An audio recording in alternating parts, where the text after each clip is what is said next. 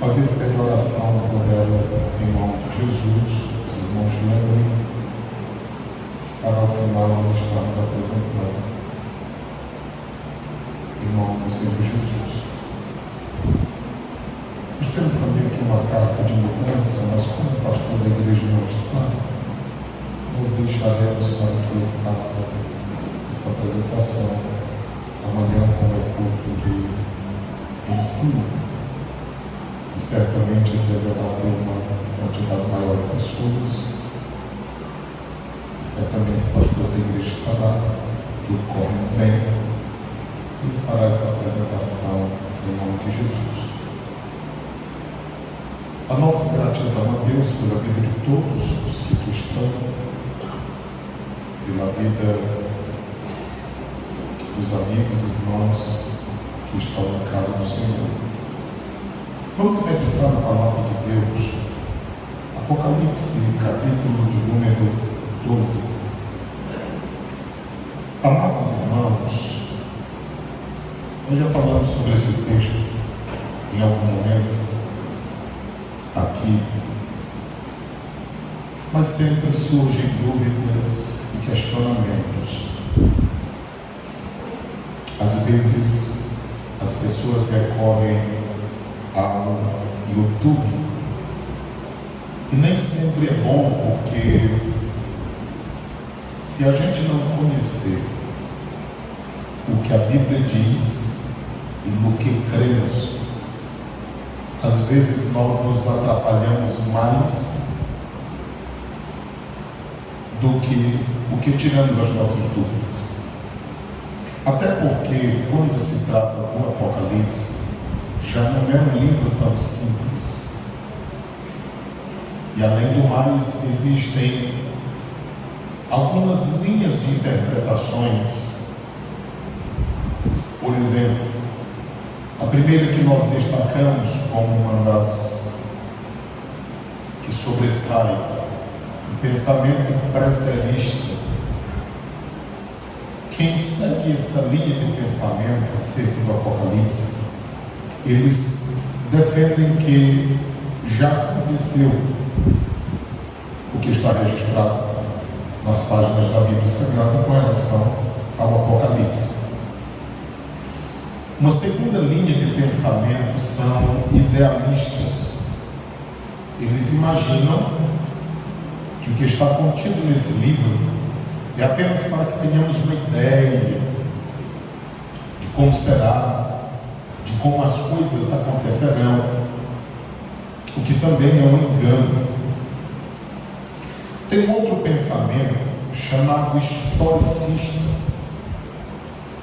onde eles acreditam que esse livro, durante todo o período histórico, ele vem se cumprindo, de tal forma que eles pegam o que está escrito, analisam de acordo com a história do que já aconteceu, e aí entendem que isso já aconteceu. A quarta e última que citamos, e é essa que nós pertencemos, somos assembleianos, a nossa doutrina ela é pentecostal, e uma das maiores marcas da nossa doutrina é que, se alguém disser alguma coisa e não conseguir comprovar com fatos, textos bíblicos, com as expressões diretas, aí nós não concordamos e nem aceitamos. Então, modéstia à parte, eu imagino ser a mais próxima da Bíblia Sagrada. Até porque, uma coisa é certa, o Apocalipse ainda não aconteceu. O próprio Daniel, que ele teve muitas visões acerca do tempo do fim, quando você lê o capítulo 12, versículo 8 a seguir, Daniel diz assim: Senhor, não entendi nada. E Deus disse: teu serviço não é entender, teu serviço é escrever. Mas no tempo do fim, as pessoas compreenderão. Porque ele diz no capítulo 12, versículo 4, que a ciência se multiplicaria. Alguém pensa que é relacionado as descobertas científicas. Não somente isso, mas a compreensão acerca das coisas do fim. Aí ainda em Daniel 12:10, por exemplo, ele diz assim: sela essas palavras, fecha essas palavras, porque no tempo do fim, quando João escreve Apocalipse, agora ele já não sela, ele não fecha. Capítulo 22 de Apocalipse, versículo 10, o Senhor diz: agora não seles, não fecha as palavras do livro, já chegou o tempo. Então compreende-se que a cada geração que se aproxima do final terá uma compreensão melhor das últimas coisas. Todas as vezes que lemos o livro do Apocalipse, nós lembramos-nos de que o Apocalipse é um livro passado, presente e futuro. Está escrito, Apocalipse 1:19, o Senhor Deus disse a João: escreve as coisas que vistes, passado. Escreve as coisas que são, estava acontecendo. E escreve as coisas que depois dessas acontecerão, futuro. Quando nós começamos a ler o livro do Apocalipse, por exemplo, no capítulo 1, está ali a revelação do Cristo glorificado. O capítulo 2 e o capítulo 3 está ali 7 igrejas da Ásia Menor. O mais intrigante é que a última igreja, a igreja de Laodiceia, muitos estudiosos dizem que a figura da igreja que antecederia o arrebatamento. Porque o Senhor Jesus repreende aquela igreja dizendo: não és quente, nem fria, és morna. Lembrando das fontes de águas que haviam na região, onde uma produzia água fria, servia para dessedentar, refrescar, papel e função da igreja, dessedentar o povo de Cristo, refrigerar a alma através do Espírito, da palavra de Deus. Mas também havia uma outra fonte de águas mornas que servia para curar até doenças como reumatismo. O Senhor Jesus, sabendo dessa realidade na região, ele disse: ó, vocês não estão sendo nenhuma fonte fria e nenhuma fonte quente. Ou seja, não serve para curar a enfermidade de ninguém, não serve para tirar sede de ninguém. Em um dado momento daquelas fontes, as águas se uniam, frio com quente, ficava morno. Eles sabiam disso. Aí Jesus disse: vocês não são nem frio e nem quente. Eu queria que fosse frio ou quente, serviço para uma coisa ou outra, mas vocês estão mornos. Aí Jesus disse: quem é morno será vomitado da presença do Senhor Deus. E a mornidão espiritual é exatamente o período em que nós vivemos.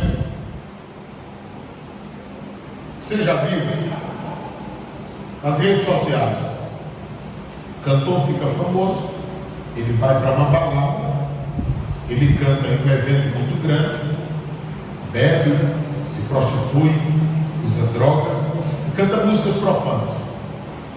Antes de dormir ou ao acordar, pega o violão e canta o hino da harpa cristã ou uma música evangélica. E eles acham que estão servindo a Deus. E muita pessoa da igreja acha também que eles estão servindo a Deus, porque é só morrer um, aí fica um bando de crentes dizendo: Deus o tem em um bom lugar, que Deus o coloque do lado do Pai, que Deus... A Bíblia diz em Romanos 11:22 que Deus é bom para quem obedece, Deus é carrasco para quem é desobediente. Tanto em Ezequiel capítulo 3, quanto no capítulo 33 de Ezequiel, ele diz que o verdadeiro atalaia, ele desperta, fala a verdade. Se quem está no erro ouvir e obedecer, consertando o seu caminho, aí sim não será lembrado de tudo ruim que praticou antes, mas será julgado pelas coisas boas que fez na vida. Se alguém viver por dono da vida de uma forma correta, mas em se aproximando da hora da morte, fizer tudo errado, e mesmo sendo despertado por uma palavra, pela palavra de Deus, e não mudar de vida, morrendo no seu pecado, será julgado por aquele último momento.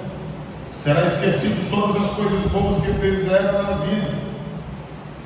Aí alguém diz: não seria injustiça de Deus? Como? Se da mesma forma que ele puniu o que fez tudo errado, mas que no momento de partir se entregou a Cristo, foi perdoado, seria injusto ele se alguém fizesse as coisas tudo certo e de repente quando partisse estivesse fora do plano de Deus e receber a salvação? Então nesse caso a salvação seria por obras e não por causa da misericórdia e o justo juízo de Deus. Olhando para isso, nós devemos cada dia que passa nos apegarmos mais ao Senhor nosso Deus, à sua palavra, e servirmos a Deus com fidelidade. Apocalipse capítulo de número 12 está escrito: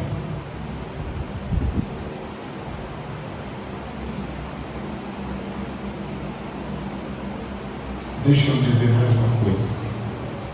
Se a última fase da igreja antes do arrebatamento é comparada à Laodiceia, quando você olha para o capítulo 4:1, você diz, João está dizendo: eu vi uma porta aberta no céu, e o que estava lá disse: vem aqui, deixa eu te mostrar algo.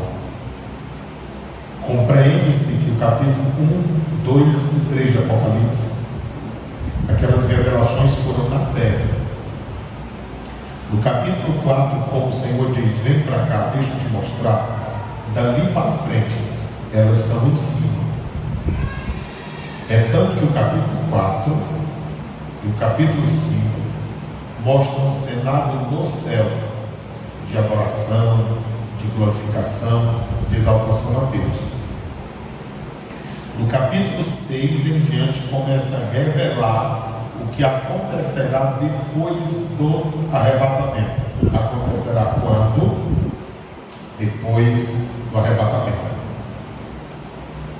E o capítulo 6 começa com um cavaleiro, um cavalo branco.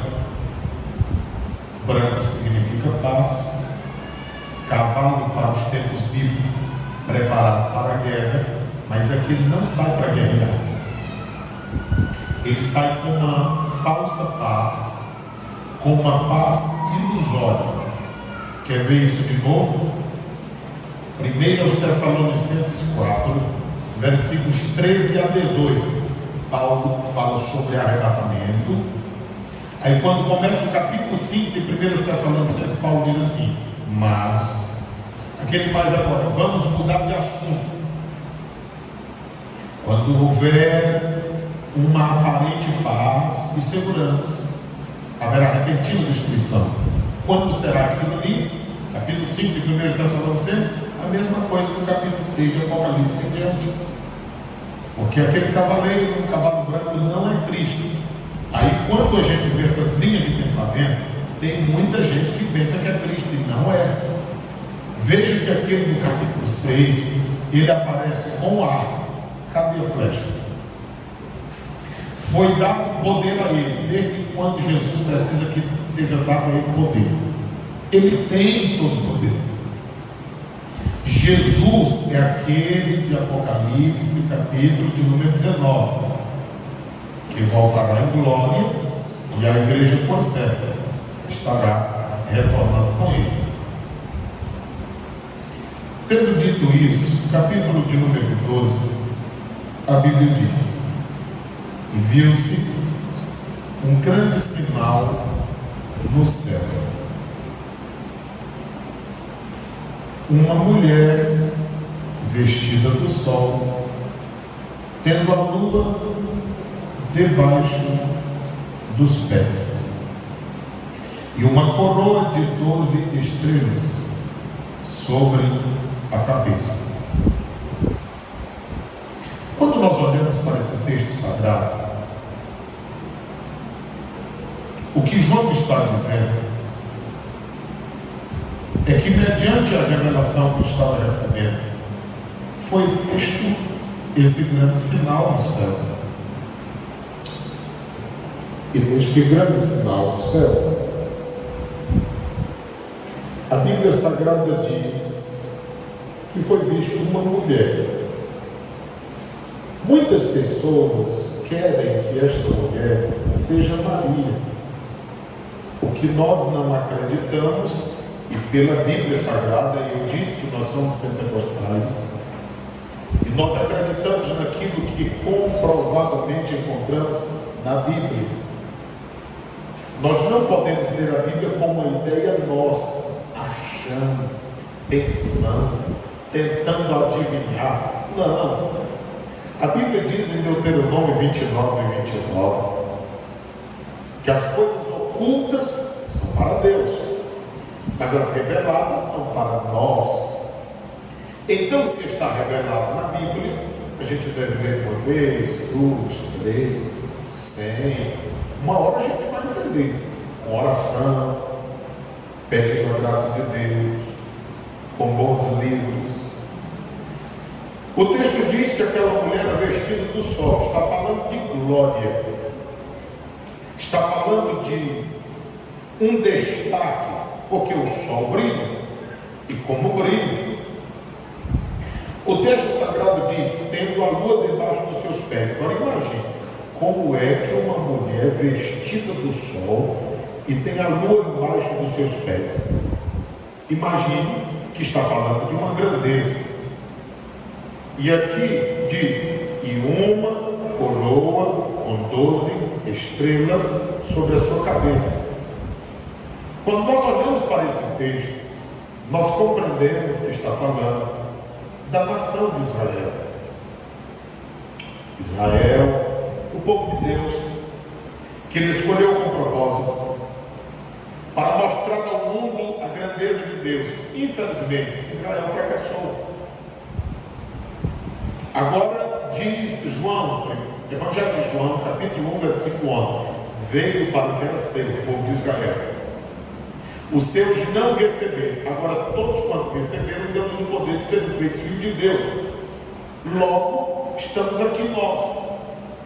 Porque se Israel não assumiu o papel que deveria, na cruz do Calvário, o Senhor comprou a você e a mim. E nós temos a grande responsabilidade de mostrar Cristo ao mundo através da nossa vida. Pedro disse, 1 de Pedro 18:19: não foi comprada nem com ouro que foste comprado da vossa vã maneira de viver, mas foi com o precioso sangue de Cristo vertido na cruz do Calvário. 1 de Pedro 2:9: vós sois sacerdócio real. Olha aí, quando você lê Êxodo 19:5, diz que o plano de Deus era ter um povo só dele, que fosse um sacerdócio real, uma nação santa. Era um projeto divino. O que foi que aconteceu? Israel não conseguiu esse objetivo. 1 de Pedro 2:9 diz que nós é que somos esse povo agora.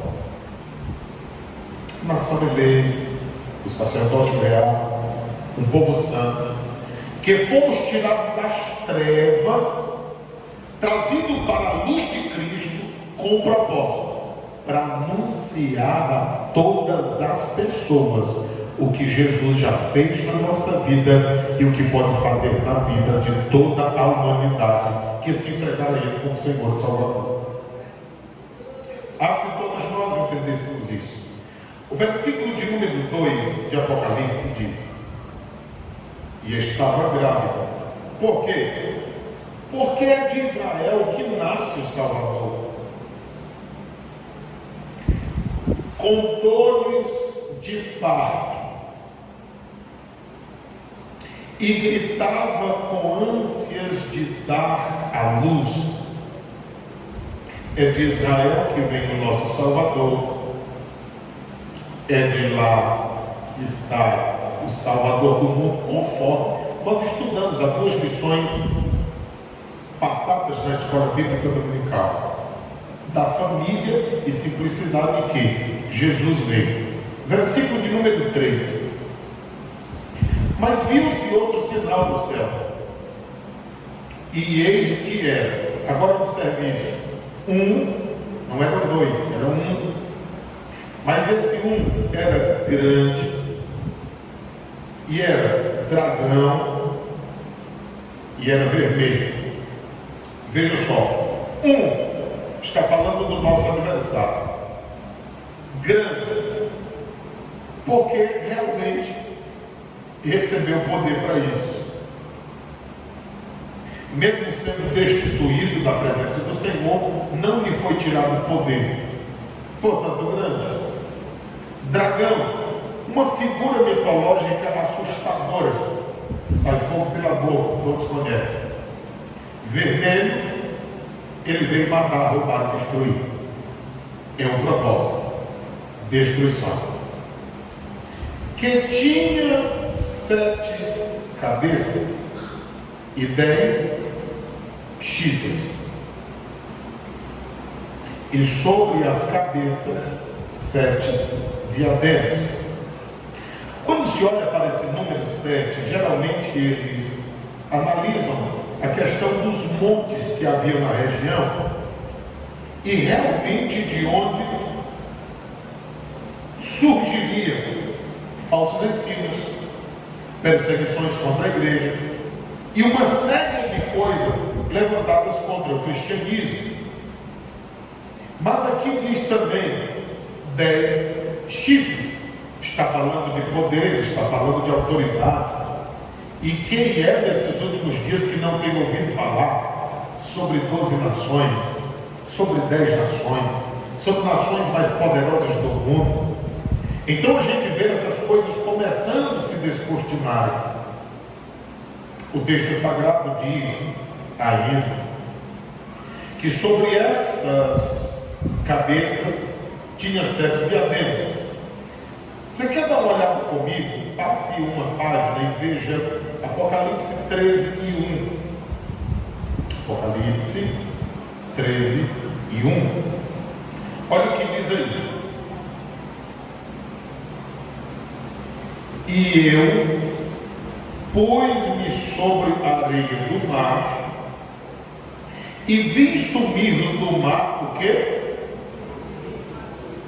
Essa expressão mar aqui não é somente uma água, mas geralmente está falando das nações do mundo, saindo das nações do mundo. Uma besta que tinha 7 cabeças, está vendo a semelhança? E 10 chifres, e sobre os chifres 10 diademas, e sobre as cabeças um nome de blasfêmia, significando que quando este ser se manifestar, ele será contra tudo que se levanta em nome de Deus, contra a Bíblia Sagrada, contra Deus, contra o Evangelho, contra cristianismo, contra seguidor de Cristo, contra tudo. Passe mais uma página e veja no capítulo 17 de Apocalipse. Capítulo 17. Eu estou lendo esses 2 versículos só para você ver a semelhança que tem entre eles com aquele que nós estamos meditando. Apocalipse 17, versículo 3 está aí. E levou-me em espírito a um deserto. Vi uma mulher sentada sobre uma besta. Aí aqui eu chamo a atenção dos irmãos para ver o quanto é necessário que a gente tenha cuidado. Capítulo 17 de Apocalipse está falando de uma Babilônia simbólica. Nós estamos estudando toda uma lição sobre o espírito da Babilônia. Então, se você quiser marcar, capítulo 17 ele é simbólico. Essa Babilônia aqui é simbólica. Realmente é como o escritor da lição mostra. É o espírito dominante que atua na mente das pessoas para fazer pensar que é natural o que não é. É por isso que é muito comum hoje você ver alguém no culto, à noite, e durante o dia uma vida completamente bagunçada. O que é isso? É o secularismo. O que é isso? É achando que nada tem nada a ver, porque o que importa é o coração. E nisso as pessoas se enganam. Porque se Jesus está no meu coração, tudo na minha vida vai demonstrar se verdadeiramente Ele está e se Ele domina. Porque no Novo Testamento há pelo menos duas palavras para falar de habitação. Uma delas diz de habitação, alguém que passa em passeio, se hospeda por um dia ou dois e vai embora. Uma outra palavra fala de habitação para alguém ser dono e produzir mudança. Aí nós temos que saber se Jesus está passando na nossa vida passeando, ou se Ele veio para fazer mudança na nossa vida.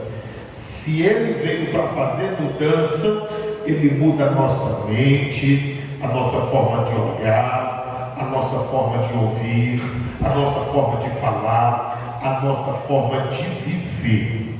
Aí nós escutamos Pedro dizendo assim, 1 de Pedro 1,15-16: e sejam santos em toda vossa forma de viver, porque está escrito: sejam santos como Deus, o Senhor, é santo.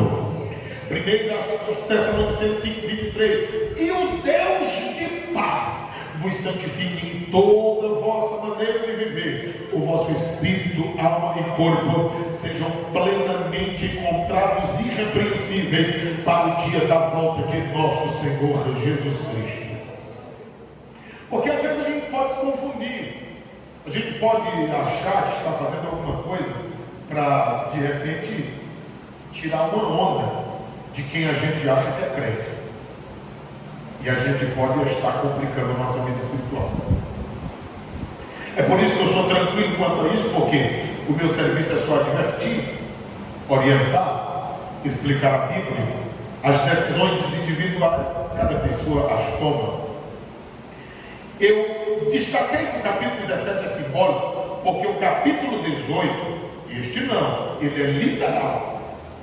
De fato e de verdade, a Babilônia do capítulo 18, ela é literal. É um local com endereço onde acontecerão essas coisas.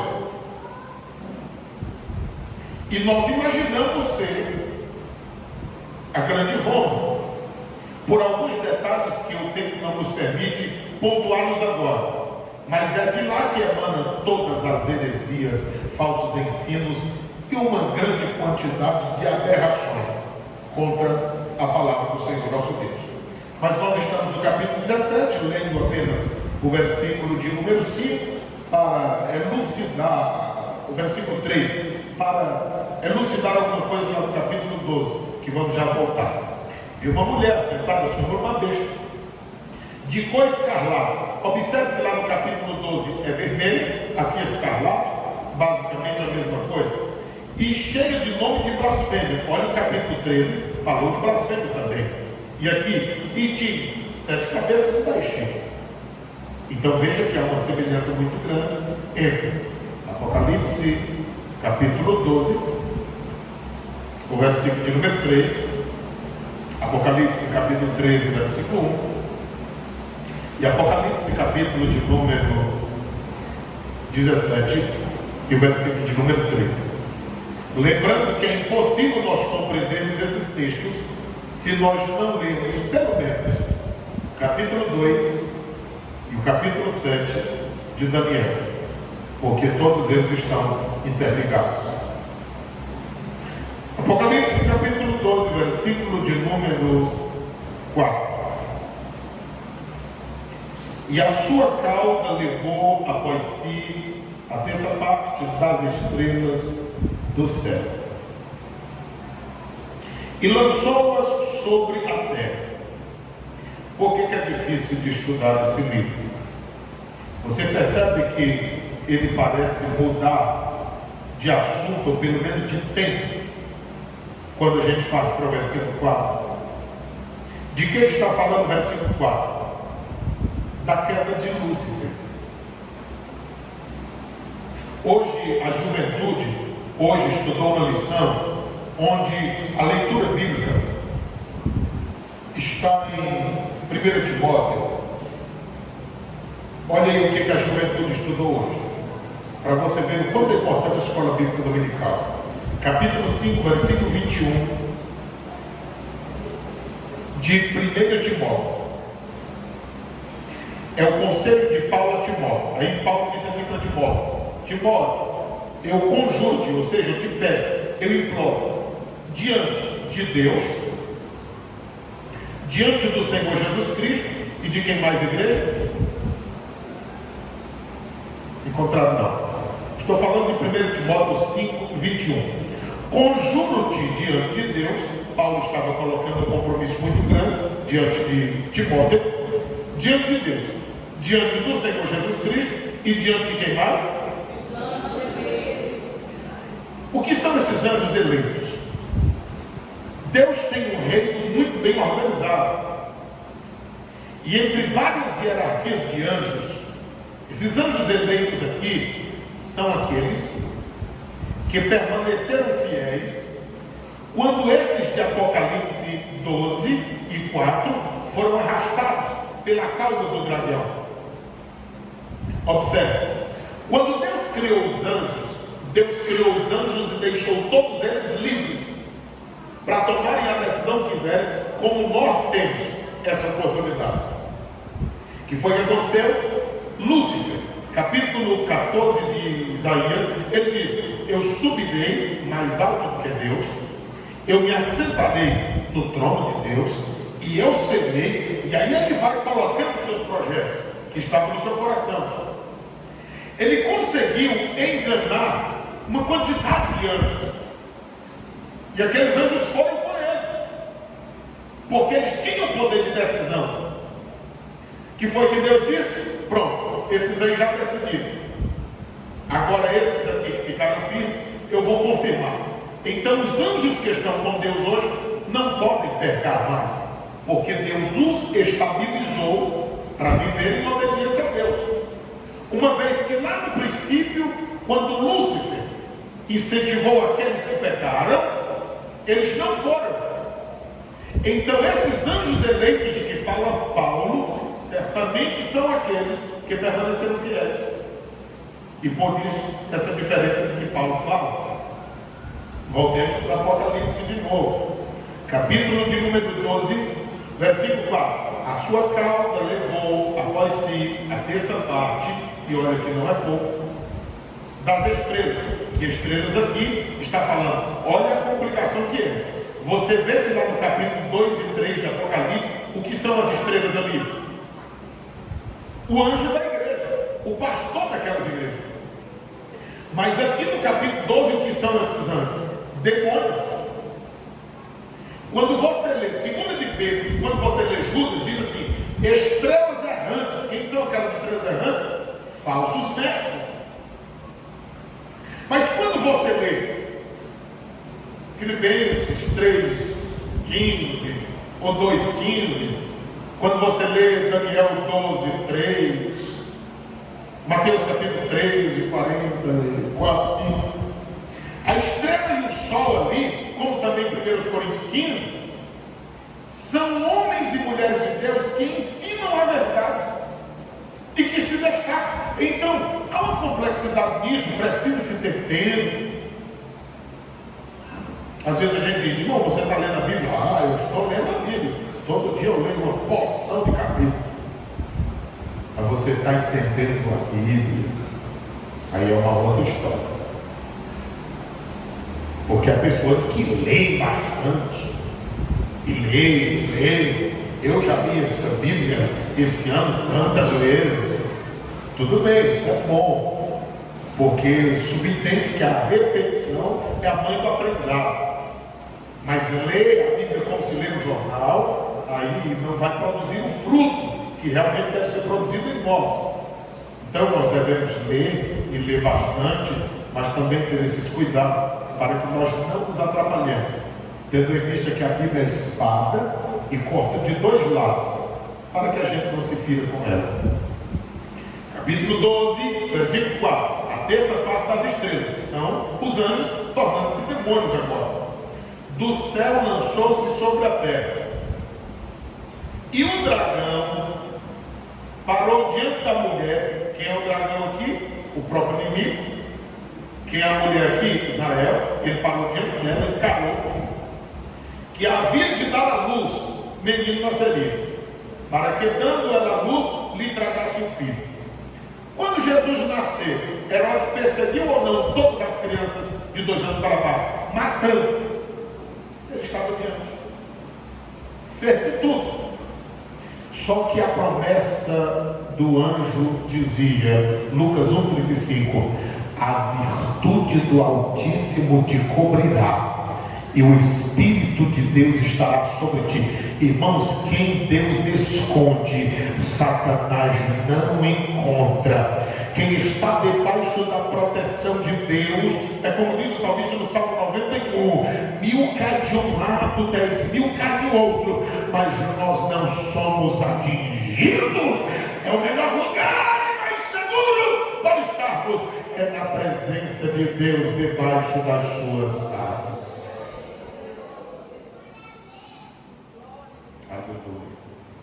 O versículo de número 5: não houve impedimento, e deu à luz um filho, Jesus, um varão, era macho.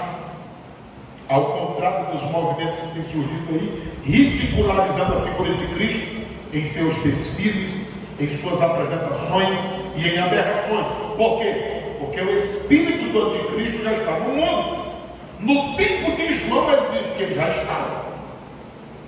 E quando ele diz como vê que está chegando o final, muitos têm se feito anticristos.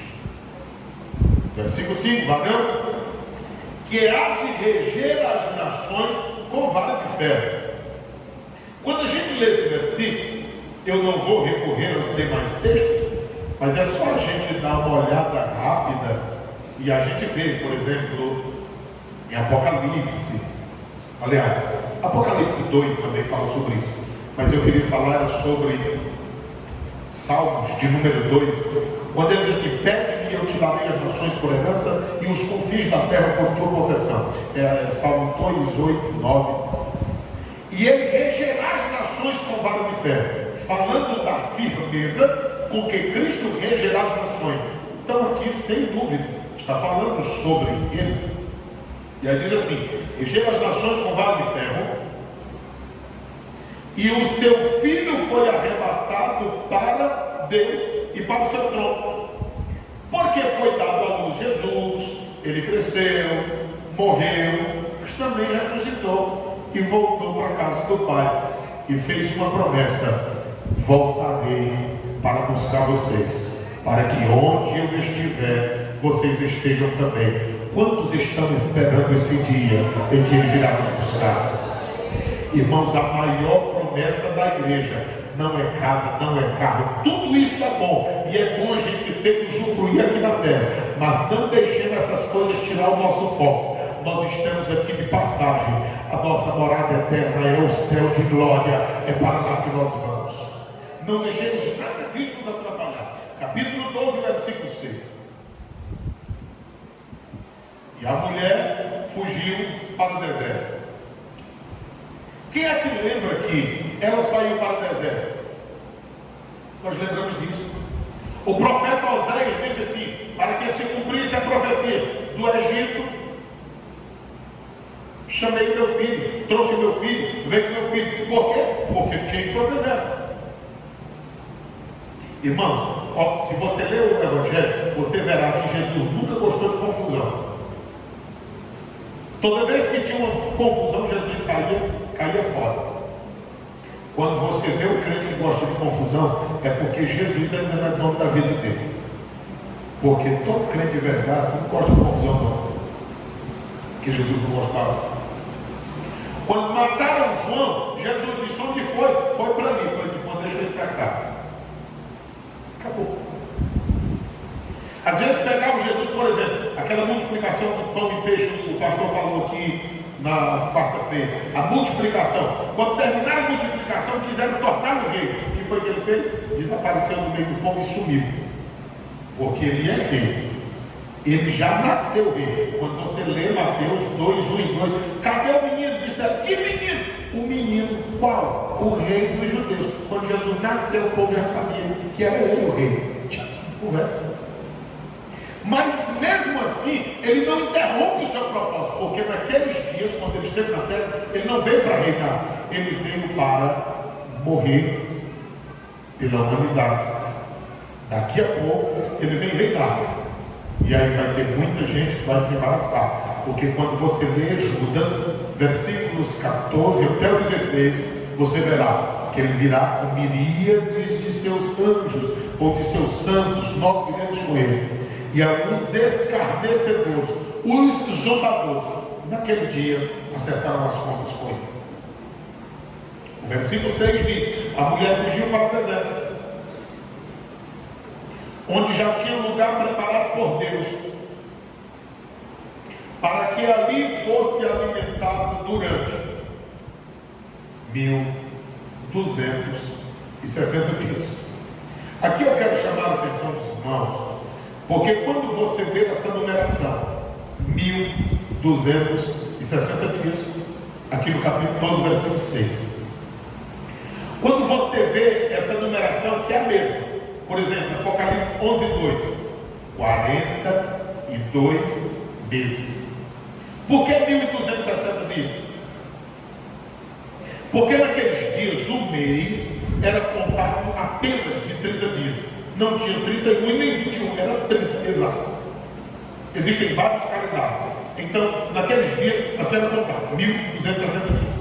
Mas em Apocalipse 11, 2, diz assim, 42 meses. Mas quando você lê o capítulo 12, e versículo 14, diz assim, tempo, é singular, depois tem assim, tempos, agora é plural. O que é um tempo? Um ano. Tempos, 2 anos. E metade de um tempo, meio. Tudo isso, tempo, tempos, e metade de um tempo, 3 anos e meio.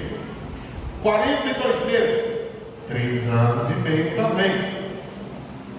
E o que mais? Aí, 1260 dias, também são 3 anos e meio. Agora, só que esse texto aqui está falando de quando a mulher fugiu para o deserto. Quem é? Israel. Depois do arrebatamento da igreja, dar-se-á o momento chamado de grande tribulação, que será precedido, primeiramente, por 42 meses de princípio das dores. Só ler Mateus 24, 8, dizendo, isso não é o final, é o princípio das dores. Princípio por quê? Porque o anticristo se manifestará, mas ele virá com aparência de paz. Vocês viram como foi fácil enganar o povo aí há poucos dias? Não, as coisas vão mudar, vai tudo ficar bom. E aí o povo disse, não, isso é bom mesmo, porque ele faz isso, mas ajuda os pobres. E aí? Tem um bocado de gente que ama. O povo é muito fácil de ser levado no discurso. Quando o anticristo se manifestar, é só você ler a Bíblia e você ver que ele aparecerá com uma falácia terrível, muito fácil de derrubar no queixo, e o povo vai junto. É tanto que Daniel 9, 24 a 27 diz que até o povo de Israel fará aliança com ele. Se você ler Isaías 28, 20, diz assim, fizemos aliança com a morte e fizemos um concerto com o próprio inferno. O que é isso? Aliança que o povo fará com o anticristo. Eles estarão selando uma aliança com a própria morte, com o inferno, sem que percebam. Porque eles estão achando que é coisa boa. Porque como foi que ele apareceu no capítulo 6 de Apocalipse? Balança de precisão, cavalo branco, aparência falsa, paz, conquistando a todas as pessoas. E você acha que não vai ser fácil para o anticristo governar? Depois que a igreja for tirada, tanto de carro que vai ficar, de casa, de tanta coisa. Aí logo aqui no capítulo 13 você vê que só vai poder comprar, negociar, vender quem tiver o sinal de quem? Da besta. O cara deixa Jesus hoje por causa do copo de cerveja. Imagina por uma comida de 3 anos e meio. Haverá salvação na grande tribulação? Sem sombra de dúvida. A gente poderia citar o texto aqui até, mas nós só temos 10 minutos. Então deixa para uma outra situação. Mas aí eu quero dizer o seguinte, que vai ser bem difícil, porque a perseguição será terrívelíssima. Jesus disse assim, depois dos 3 anos e meio, Mateus 24, 8, princípio 12, Jesus disse assim, Mateus 24, 21 e 22, ele disse assim, e aqueles dias serão tão terríveis, que antes nunca houve, depois deles nunca mais haverá. E olha que o princípio do capítulo 24 de Mateus, Jesus fala sobre uma destruição que houve em Jerusalém no ano 70, quando ela foi invadida pelo general Tito, onde ele pegava as mulheres grávidas e seus soldados abriam o ventre delas, tiravam a criança, jogavam para cima, paravam na ponta da espada e pegavam um gato vivo, colocava dentro da barriga dela e costurava cru. Jesus faz uma comparação ali no capítulo 24 de Mateus, dizendo, e não ficaria pedra sobre pedra que não fosse derribada. Eles acreditavam que o tesouro estava no altar do templo. Doido por dinheiro, eles escavacaram tudo para poder encontrar o tesouro. Não ficou pedra sobre pedra. Aquela profecia cumpriu. Houve a invasão. Aí Jesus diz, aqueles dias lá vai ser neném, de acordo com o que vem na grande tribulação. Se você ler de 6 a 18 de Apocalipse, fala de 7 selos, 7 traças e 7 trombetas. São juízos diferenciados em grau e escala de punição e de maldade que acontecerá sobre a face da terra. Agora imagine como serão difíceis aqueles dias. A angústia será tão grande que Apocalipse 16:10 diz que os homens morderão a língua de dor. Olha, como é que alguém está sentindo dor e está mordendo a língua? Desespero louco. Apocalipse 9:6. O cabo pode subir num prédio e ser lançado de cima para baixo. Vai quebrar o pescoço e andar com o pescoço quebrado, braço quebrado. A Bíblia diz, a morte fugirá das pessoas por um espaço de meses. Mesmo que alguém busque a morte não vai querer você naquele dia. Apocalipse 6:14 em diante, a Bíblia diz que os homens dirão, montes caiam sobre nós, nos acabem, nos livre da face daquele que está sentado sobre o trono.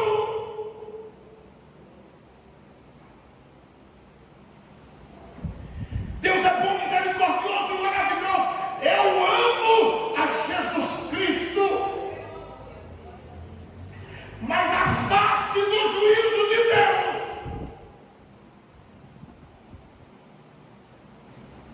é a pior face para ser revelada ao ser humano. Quando a gente lê o segundo livro das Crônicas, capítulo 36, versículo de número 16, a Bíblia diz que os homens pecaram tanto, os profetas pregaram tanto, falaram tanto, mas o povo chegou a uma situação que não houve mais remédio. A Bíblia diz que Deus enviou uma perseguição que matou menino que andava, matou menino de colo que era amamentado, matou mãe de menino que amamentava e criava menino, matou adolescente, matou jovem, matou adulto, e até os velhos que andavam de bengala ou em cadeira de roda, eles foram mortos também. Os céticos, os ateus, olha, diz que Deus é esse? Esse é o Deus da Bíblia Sagrada. É um Deus que demora a se face, mas ele se ira todos os dias, porque ele é justo e ele é poderoso. O problema é que nós queremos construir um Deus para a gente do jeito que a gente quer. A gente não olha para Deus do jeito que a Bíblia diz.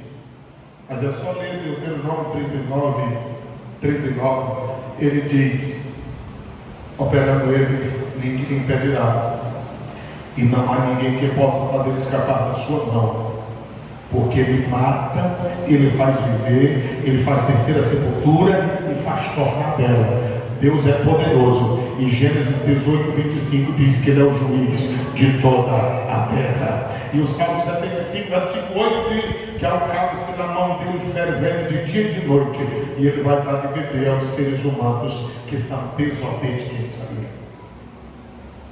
O texto sagrado diz, no capítulo 12, versículo 6, que ela se afugentou 1260 dias. Versículo 7: houve batalha no céu. Miguel e os seus anjos batalharam contra quem? O dragão. E batalhavam o dragão e os seus anjos. Você lembra de Lucas, quando 10, 20, o Senhor diz assim: eu via a Satanás como um raio cair. Observe, Lúcifer estava em um mundo angelical. Quando ele peca contra Deus, ele é derribado de lá. E aqui está dizendo que foi Miguel. Miguel é anjo de guerra e também o guardião de Israel. Ele derriba de lá e ele vem para o espaço. Quando Paulo escreve sobre demônios, ele diz no capítulo 6, versículo 12 de Efésios, ele diz: as potestades e principados do ar. É no ar que eles estão. Na grande tribulação, eles virão para a terra. E depois da grande tribulação, juízo final, eles serão lançados nas profundezas. Quando Jesus diz: como raio eu vi cair, porque depois que começaram a cair, não teve mais ascensão. É caindo mesmo, literalmente, caindo. Porque se há um Deus que sabe exaltar alguém, é o nosso. A Bíblia diz que ele deu a Jesus Cristo o nome que está acima de todo nome, dos que já nasceram, dos que existem e dos que existirão. Mas também se tem um Deus que sabe humilhar, é o nosso Deus, porque a Bíblia diz que aquele que se exalta, ele humilha, e ele sabe fazer. O moinho de Deus pode ser demorado, mas ele deixa só o pó fino. O texto sagrado diz, no versículo 8: mas não prevaleceram, nem mais o seu lugar se achou no céu. Miguel prevaleceu e venceu, e o lugar deles não foi achado mais no céu. Versículo de número 9: foi precipitado o grande dragão, olha assim, a antiga serpente. Por que antiga? Porque foi ele que tentou Adão e Eva lá no jardim. Por isso que a serpente é antiga, chamado de diabo. O que é diabo aqui? É diaboloso, acusador. É por isso que o inimigo leva a pessoa a pecar e depois fica: tu não presta, porque tu não te mata, porque tu não acaba com a tua vida, tu não vale mais nada. Ele é acusador. Mas Jesus está aqui nessa noite dizendo: eu te perdoo, eu renovo o pacto contigo, eu te abençoo, eu te dou graça, eu te ajudo. Não caia na história de Satanás, ele é enganador, mas Jesus Cristo é amigo fiel e pode perdoar pecado. O texto sagrado diz o seguinte: Satanás, porque ele age com astúcia, ele é astuto. Quem engana é o serviço dele, só enganar. Todo mundo não tem que escapar das garras dele se não vigiar. Ele foi precipitado na terra. Está vendo que ele está caindo? E os seus anjos foram lançados com ele. Versículo de número 10. O texto diz: e ouvi uma grande voz do céu que dizia: agora chegada está a salvação e a força e o reino do nosso Deus e o poder do seu Cristo, porque já o acusador de nossos irmãos é derribado, o qual diante de nosso Deus, porque ele tinha acesso até então, os acusava tanto de dia quanto de noite. Versículo 11: e eles o venceram pelo que, irmão? O que nós vencemos não é armas de guerra, não é nossa própria força. Nós vencemos é no sangue do Cordeiro de Deus, que tira o pecado do mundo. E também pela palavra de quê? Nós devemos estar pegados a essa palavra. Irmão, leia a Bíblia, pelo amor de Deus. Irmão, participe da escola bíblica dominical, porque só tem como vencer se for pelo poder do sangue e pelo testemunho de nosso Senhor Jesus Cristo, pela sua palavra. E ainda diz: e não amar a sua vida. Até quando? Nesse tempo aqui, vai ter que morrer por amor a Jesus. Se hoje você não está conseguindo viver por amor a Jesus, você vai esperar esse dia? Se prepare. Jesus vem buscar a sua igreja e nós precisamos subir com ele. O nosso tempo foi embora. Tem alguém esta noite que deseja se entregar a Cristo como Senhor e Salvador da vida? Tem alguém esta noite que deseja reconciliar-se com Deus, voltando-se para Ele? Tem alguém que quer tomar a decisão de voltar-se para Ele, servindo e obedecendo a Ele como Senhor e Salvador de sua vida? A nossa função é apenas advertir, orientar. E eu preciso convidar, porque vai que você sai daqui e morre ainda hoje. Eu não posso garantir nem um minuto da minha vida. Você pode a sua? Um segundo depois da morte, você estará completamente arrependido de todos os prazeres que viveu na terra e da oportunidade perdida, inclusive desta noite. Tem alguém? Fiquemos em pé em nome do Senhor Jesus Cristo. Quantos entenderam esta palavra? Ou que o Espírito de Deus aplique a sua palavra aos nossos corações e que nós prossigamos em servir a Deus e obedecer ao Senhor. Tem alguém para Jesus? Tem alguém para se reconciliar? Todo mundo tranquilo? Que a graça de nosso Senhor Jesus Cristo esteja sobre todos nós. Pai querido e justo, nós apresentamos a mãe do irmão Lula. O Senhor vê que durante esses últimos 3 ou 4 dias ela tem estado muito aflita por causa deste AVC.